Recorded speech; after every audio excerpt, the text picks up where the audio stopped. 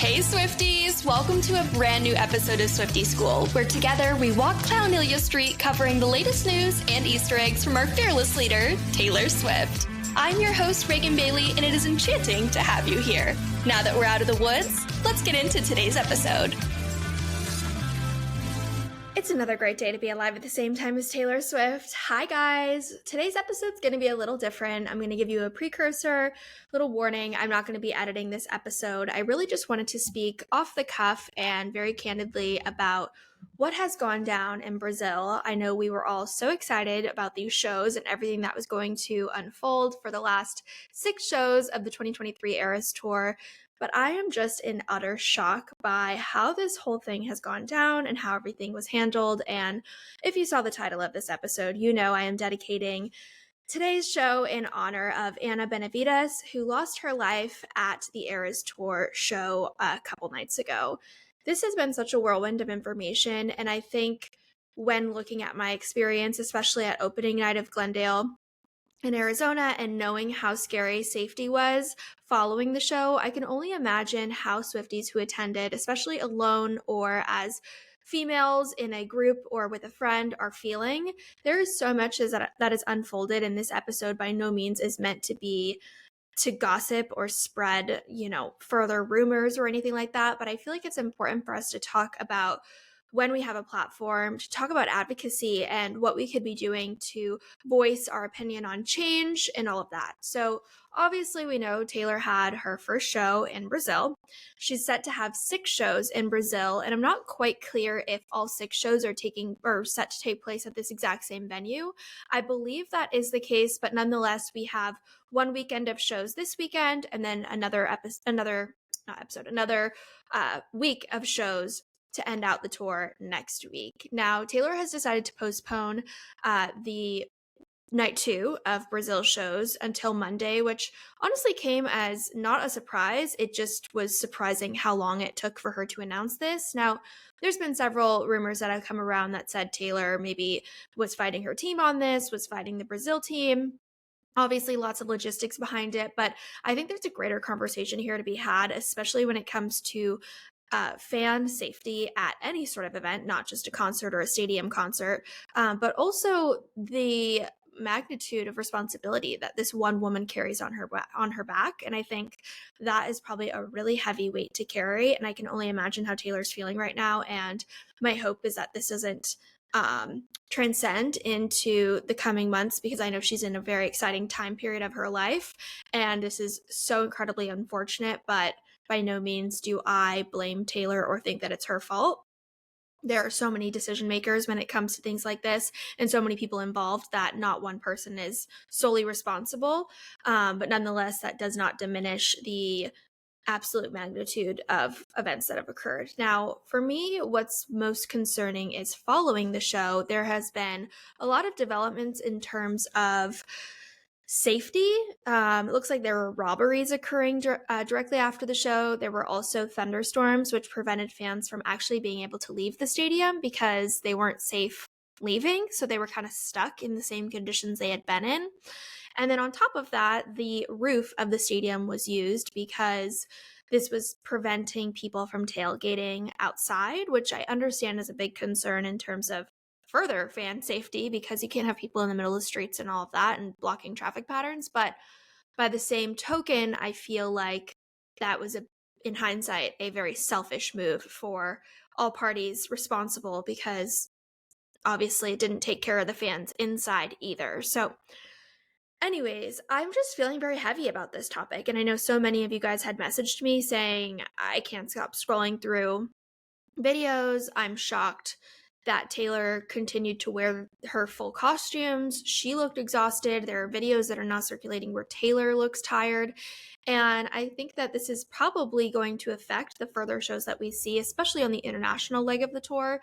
I'm not quite sure what part Taylor's team can take in making adjustments to floor seating and general admission, but what I know her team probably can control is the actual show itself. And I'm wondering if this means we're going to be seeing a shorter show and or a intermission, which I think would make the most sense. It seems very plausible. I mean, I was talking to a friend today, and most Broadway shows include intermissions.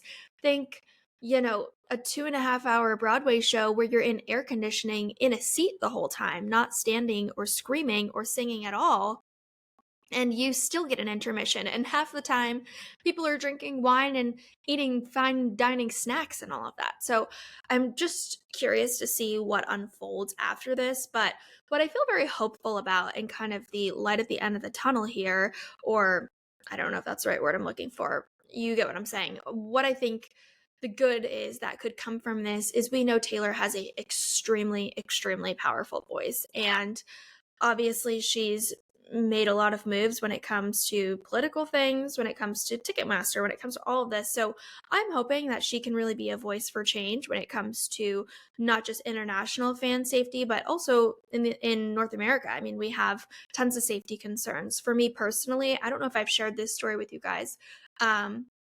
Opening night of the Eras Tour, I think I mentioned that it was a total cluster trying to get a car and trying to Uber home, and the safety was just so awful.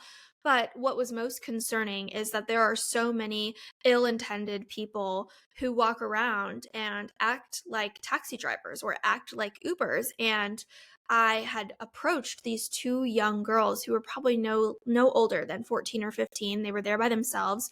Their parents were stuck in traffic and weren't able to get anywhere near the stadium, so they were trying to take an Uber to get closer to them.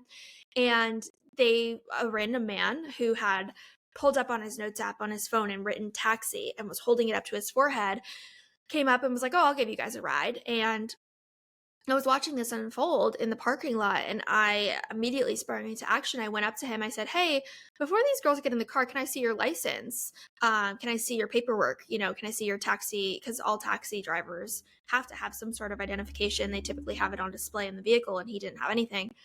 And he immediately said, "Get out of the car. Don't get in my car. I'm not giving these girls a ride," and backed off. So it's just really scary.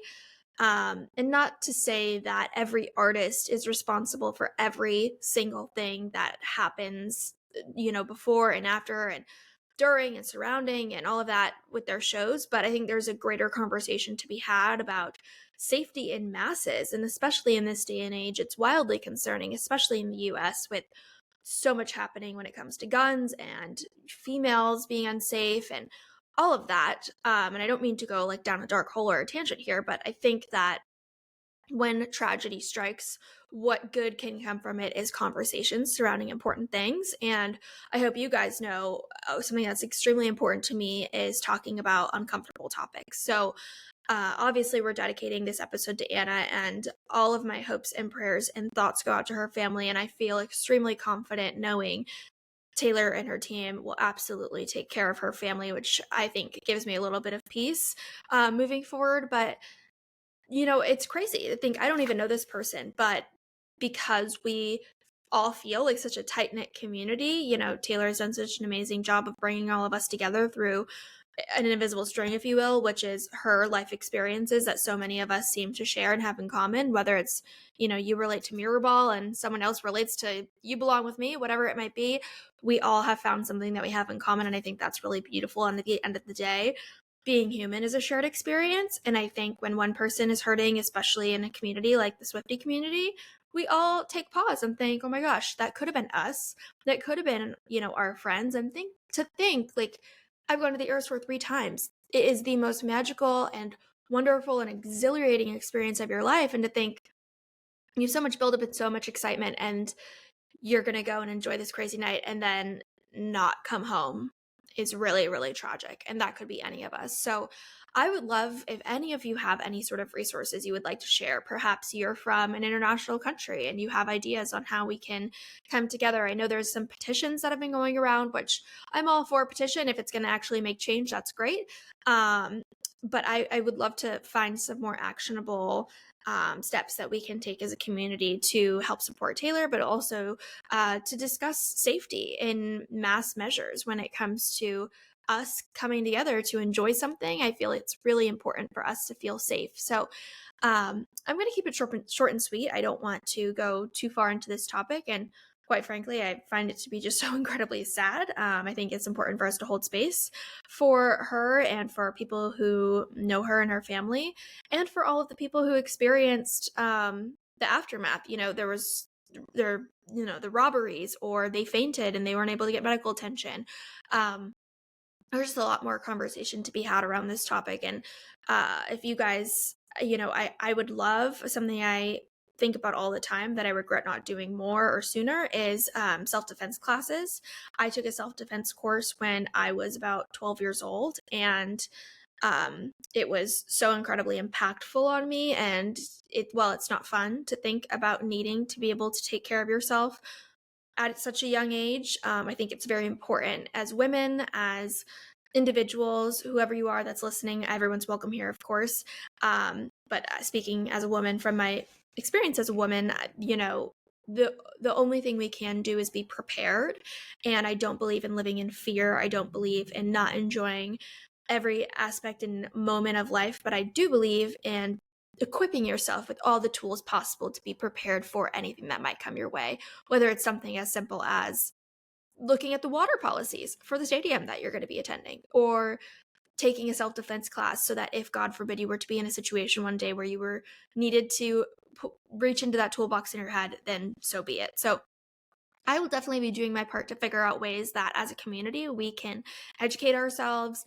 If anybody is an expert on any sort of topic that you think would be helpful to the community, I think what this has got me thinking, sorry, my phone just rang, but what this has got me thinking is there are so many of us, and there are so many of you that are so dedicated day in and day out to supporting me, that the least I can do is help support you in some way. And if that means giving back by hosting some sort of Zoom class where we have an educator who comes on and teaches us something that we can take away, whether it's something serious or something not so serious, I would love that. And I think that that's something I would love to gauge your guys' interest on moving forward, because I feel a responsibility as someone who rallies us together. I would love to continue connecting in so many different ways that are beyond just the music and the fun and all of that jazz. So I will leave us there. This is short and sweet, and I greatly, greatly appreciate all of you being here. And please know that I am so beyond just grateful for your presence in my life and for your support in my content. And while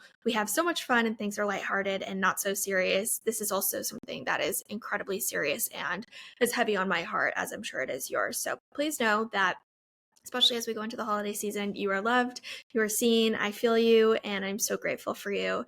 And as always, it's another great day to be alive at the same time as Taylor Swift. I love you guys. Thanks for tuning in to today's episode. I know all too well how busy life can be, and I am so grateful that you chose to stay. Now just know this is me trying, and I would greatly appreciate if you took a minute to leave a review or maybe share this episode with a fellow Swiftie. Make sure you join my broadcast channel on Instagram for more Swiftivities. And long story short, this love is real, and I'm beyond grateful for your support. See you next time.